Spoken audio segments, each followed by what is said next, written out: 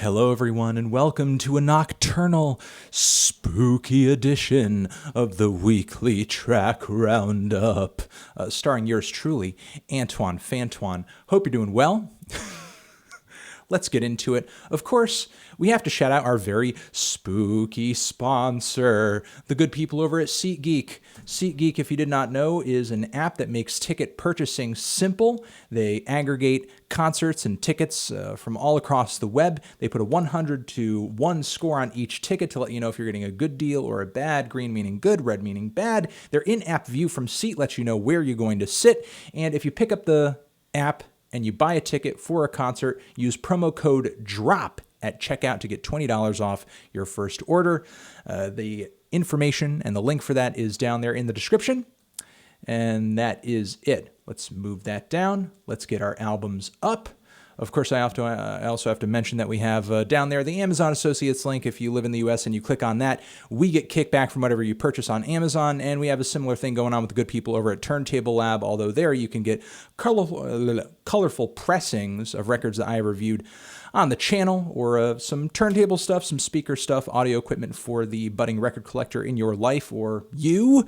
Treat yourself, and yeah. That's it. Let's get into the best and worst tracks. First, a few shout-outs. One, FEIST has a new GORD DOWNIE cover up on her SoundCloud, which we are going to link to. Rest in peace to GORD of the band Tragically Hip. That you guys got to check out. It's a pretty good cover. It's very raw. It's very acoustic. It's a very emotional experience. Also, my buddy CLOONER, who I have collaborated with before in the past, has a new rap song out titled The Best Teeth in the Game. Of course, it references yours truly, so shout out to CLOONER. And also down there, we will link to a spot on Spotify where you guys can hear tracks from this new 7 Inches for Planned Parenthood compilation. There's a lot of original tracks on here. There's a lot of cover tracks on here, live tracks and stuff. A variety of bands. All of the proceeds, or I guess a great deal of the proceeds from this compilation, go to Planned Parenthood. You can stream it, buy it, do whatever you're going to do, support a good cause, and let's get into the worst tracks of the week. All right? These tracks, all the tracks, and the things I just shouted out, all down there in the description box. Cool? Cool. All right. Worst tracks of the week. What were the tracks that hit me as being the worst this week? Oh, Jesus Christ. Oh, Jesus. Okay, well, I mean, of course I had to throw the new Weezer track in here. The new Weezer song being Happy Hour. It's not a happy hour. It's a very sad hour. While maybe at its core, this is your typical Weezer song with Rivers Cuomo's very playful, flirty, silly, boyish, young, innocent lyricism and songwriting. But the production on this thing, it's so vapid and it's so beachy. It's just a huge turnoff, and I don't care for it at all. Yeah, I don't really know what to say about it beyond that. While I don't begrudge Weezer the ability to experiment and try out some new sounds, I would love for them to maybe try to venture into the unknown as opposed to just trying to, I don't know, write the next best Coast album. And moving on from there, of course, I don't really care for the new Taylor Swift single, Gorgeous. I don't know, to me, this single isn't quite as awful as the tracks that have been recently released, but what sort of sticks out about this one is that there's really absolutely nothing special about it whatsoever. It's just super formulaic and forgettable. That's kind of what makes this one awful. The previous two had some very bad qualities to them, but this track over here, it's just formulaic to the core, and there's just really absolutely nothing special about it, and that's just kind of what makes it lackluster. But let's get into the tracks that I thought were meh, songs that were certainly worth shouting out, but I wasn't crazy about them, but definitely want to point your attention toward these cuts. Show Me the Body, the punk, folk, noise, rap, funk, metal. Like, there's so many genres running throughout this band's style. They have a new single out, the single being titled K9, and it's kind of your standard meat and potatoes punk track. You know, it's certainly better than a lot of the very abrasive and lo-fi and mostly unlistenable material from their recent mixtape, but it's certainly not as special as like their self-titled project, at least what I'm hearing here. But, you know, Show Me the Body has the tendency to sort of jump around stylistically on a project. So, you know, this song may measure up when I hear it shoulder to shoulder with a bunch of other tracks that may be a bit more unique in tone or in sound. Moving on from there, Lindstrom has a new track out with Jenny Hval, who actually, I would say gain from each other quite a bit on this collaborative track. Like Jenny's vocals are very artsy and abstract and strange and kind of eye-widening. Meanwhile, Lindstrom's dancey, driving electronic production provides like a really great foundation for her to do her spoken word performance on the instrumental, on the track rather. So, it's not fireworks or anything, but it's certainly an interesting collaboration, certainly an interesting crossover. Next, I've been meaning to talk about this track for weeks, and I kept forgetting, and people keep yelling at me every single time I forget. But the new Frank Ocean song, well, relatively new, Frank Ocean song Provider. Unfortunately, I just thought the song was okay. While I do appreciate the somewhat minimal and low-key production here that I enjoyed so much on Blonde, to me, this track, like many other post-Blonde Lucy's that Frank has been dropping, it just doesn't really have a strong song. It's just kind of all over the place. I wouldn't say it's directionless, but it certainly doesn't seem to have much in the way of focus as far as songwriting goes. Not that strong of a single, in my opinion. There's certainly an emotion to Frank's voice and a moodiness to the instrumentation, but there's not a whole lot of follow-through, I would say, with this song. Definitely, in my opinion, does not measure up to much of what was on Blonde. And again, now that Frank Ocean is sort of opened up the floodgates here, it seems like we're just kind of getting this endless string of music. It's just nonstop. And I'm just kind of waiting for him to just settle down and just like focus on where his next album is going to go, as opposed to just dropping all these random tracks. But maybe this is just kind of his alternative way of kind of dropping these songs that might have otherwise landed on a B-sides compilation or something. Either way, it's keeping his name in people's mouths, which ultimately is not a bad thing for him. So moving on, next track, Fever Ray has a new song out. It's been almost like 10 years, 8 years and change, 7 years and change since her 2009 self-titled album, which was my album of the year that year in 2009. Of course, I love Karen's music. I love the Knife's music. So I was kind of excited to hear that there was new Fever Ray out here. And there are elements of this track that do tickle my fancy. I do like the strange electronic production, though it is very kind of upbeat and bubbly and strange. Karen's vocals, of course, are as unique and as intriguing as they typically are, although they have a somewhat much more cartoony and odd vibe to them that I've heard, than I've heard in the past when compared with other Fever Ray material or even most Knife material, honestly. I didn't go into this track expecting Fever Ray to just go for the same moody, dark, foreboding style that she has in the past, because again, it's been like almost a decade here. Who is going to expect Karen to do the same exact thing all over again? However, I did not expect her to go so whacked out with this new single over here, and the music video as well, I will say, though I will not go into much detail as to what happens in the music video, though I do promise you, if you do check out the music video for this track, you will have a laugh. You will have a laugh, and maybe don't eat while watching it. I'll say that. Don't eat. Don't be eating or drinking liquids either. Don't drink any liquids. But there are some elements of this track that I just find to be absolutely ridiculous, and not really an, oh, that's so absurd, that's so cool kind of way. It just seems like silly to the point where I'm just like, what the, huh? However, maybe the kookiness of the song will grow on me as I listen to it more and more, but as of right now, I'm kind of on the fence with it, to be completely honest. This band, apparently from Northern Europe, who has been blowing up on YouTube, they have almost like 500,000 views on this new single of theirs. This track is titled Everytime, and though it says Roy Pablo, the band's name I believe is Boy Pablo, and it's a sweet track. It's a sweet single. It's just kind of got a sweet little Mac DeMarco type sound to it. It's not anything original or anything like that, but the music video is like very low budget and very hilarious, and it is an endearing tune. If you don't mind the fact that it sounds just like Mac DeMarco. Shout out to my dude Big K.R.I.T, who has a new single out, forthcoming album, which I have said on Twitter, if this album is a 10 out of 10, I will give up atheism. I will give up atheism if this album is a 10 out of 10. However, this new single over here wasn't insane for it. It's titled Keep the Devil Off.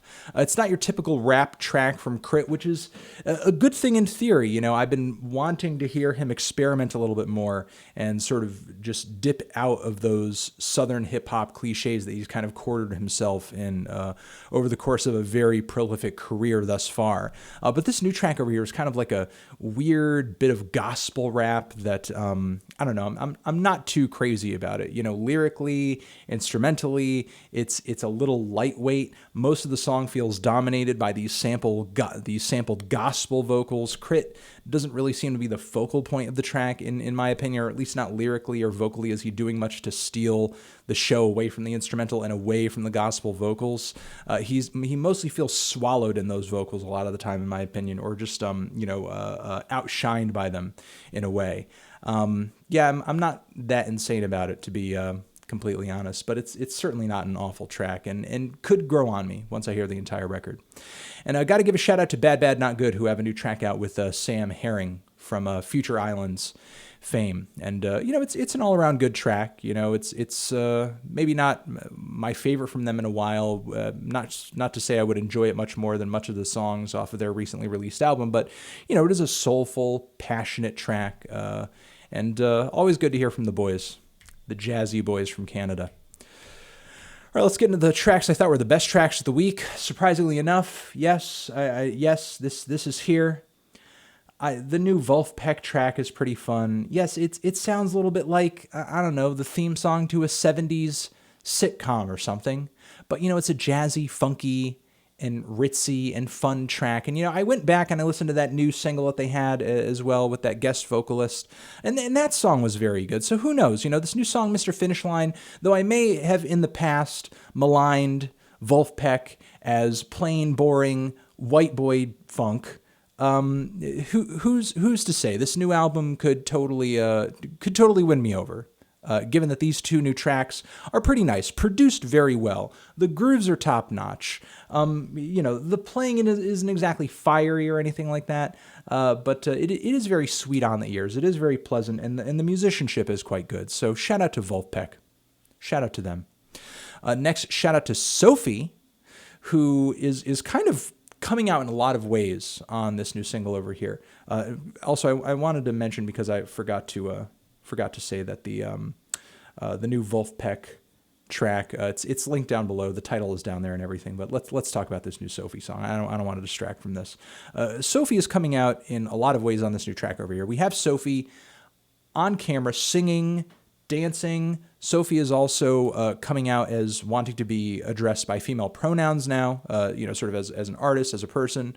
I'm imagining this is, you know, for personal reasons, though SOPHIE and a lot of PC music up until this point have had elements of like, the word I'm looking for is, you know, with PC music, it seems like there's always an element of things being kind of secretive, like, you know, are these people who we're seeing representing the music actually representing the music, or are they kind of like a veil or a mask or something? However, I don't believe that to be the case with this new announcement over here. This track is titled "It's Okay to Cry," and it is just a beautiful, triumphant, like quivering, strange piece of anthemic pop music. I don't know what to say. I was kind of taken aback by how strange and intense and, I don't know, potently emotional the whole track was. Yes, I guess I'll leave it as intense. And just the facial structure of SOPHIE on the track was just the cheekbones. On the music video was just like, I don't know. There's just so many things about this music video and this track that just like hit me as like, whoa, what? I liked it a lot. I really enjoyed it, but part of me feels like I'm still processing all of it because it was just so intensely strange, intensely, I don't know, alluring. Like there's just so many things about it that the track was really just like a rush, just hit me like a rush. And I'll leave it at that. I guess I'm excited to hear what SOPHIE is going to do from here. Seems like a total reinvention, not only as a person, but as an artist too, because this is, far away from, what we know of tracks like Lemonade and that sort of thing. This is not that at all. This is like a whole new direction. And I'm looking forward to seeing where it's going. Let's move on from there. I don't know. Oh, wait. Yeah, that's coming up. Okay. All right. Next, I want to shout out the new Screaming Females song. This new song over here is from their forthcoming record. The track is titled Glass House. The 2 songs they've released so far have had a lot of layers to them and have been pretty dramatic and have been far from the usual basic, very raw and to the point sound that the Screaming Females have brought on many of their records up until this point. Like, this is some of their most refined music as far as like instrumental composition so far. And, I'm just liking where they're going with it. They're still keeping the guts in their music, but, the writing and the musicianship is becoming more interesting. Though not to say it hasn't been interesting before. The guitar playing has always been killer. The drums have always been very good. And the singing has always been like super over the top and fantastic. But it seems almost like here Screaming Females are not giving up, and, they could be getting their second wind here, which would be fantastic. Shout out to MGMT's new single, Little Dark Age. I love this track. Like, this is the best song I think MGMT have released in a while. Like, it's a strange, like, kind of gothy synth pop track that's just really odd and really kind of spooky. I like it a lot, and I hope they continue to go in this direction. I hope this track is not a fluke. I would love to hear them explore these sounds more because, again, some of the best stuff I've heard from these guys in a long time, and still kind of keeping with their psych pop roots too. So pretty exciting. Like this track a lot.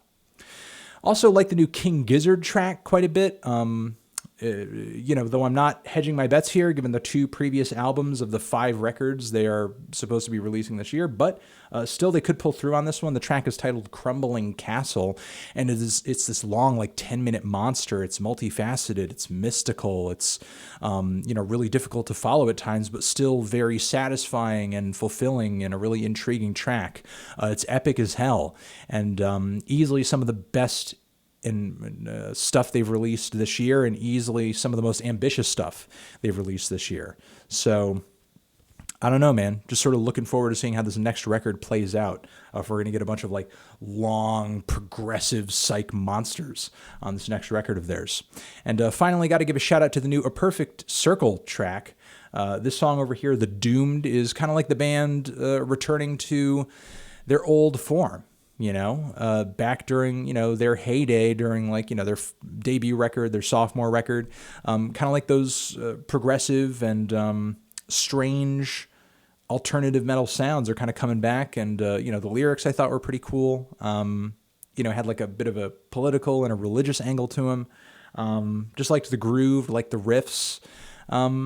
Yeah, I don't have a ton to say about the track outside of just that I really enjoyed it, and it reminded me of their older stuff, but not necessarily in a bad way, not in a way where it just kind of felt like, they were just like treading water or something. It was just kind of like, oh, wow, they have returned. And I'm kind of hoping, for that to be the case when I listen to the entire forthcoming record too.